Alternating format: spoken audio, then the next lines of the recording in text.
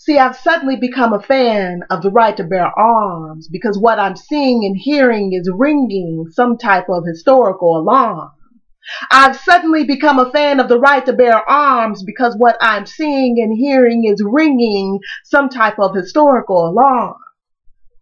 Black men are dying and the murderer barely getting tried. Depending on where you're from, it's outrage or justified.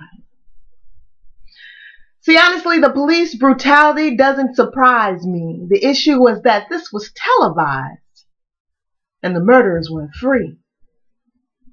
How many more are going to have to follow that score before we break out into a domestic race war, Mr. President? This can go on no more.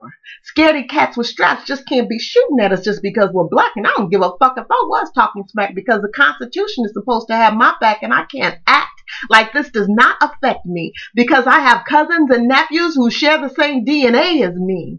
And all I can do is pray and tell them to stay off the streets, find a God-given purpose, and go get that gun permit. Educate yourself with the law and mind your business. Because there are a bunch more ignorant, trigger-happy Zimmermans who cower at the face of a black man. Really, your best weapon is to use wit. Don't be stupid, reject handouts, and find a legal way to cash out. Because you got to be smart in these last days when the law is being executed like Roe versus Wade. You're now equipped with tools to educate you on how to deal with these dudes, and tearing up your community just isn't the way to do it, dude. Shit, that's probably what they want you to do. To prove a skewed point of a culture whose spirit is strong enough to overcome this indecency. Check our history. I'm not talking about internet or TV. I'm talking about Alabama, man, Montgomery. The solution, it's time for us to come together economically, support each other's businesses and get some businesses because the house divided against itself cannot stand. Hispanics, Asians, Indians, and Italians know that, and that's why they got banks, rubber bands.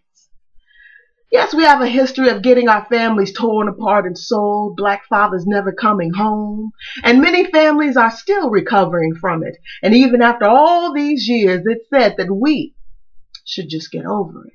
Yet, there are multi-million-dollar facilities to treat the generational curse of the alcoholic.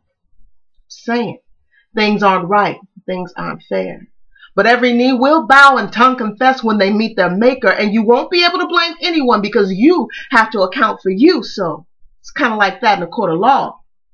So use caution on whatever you're about to do.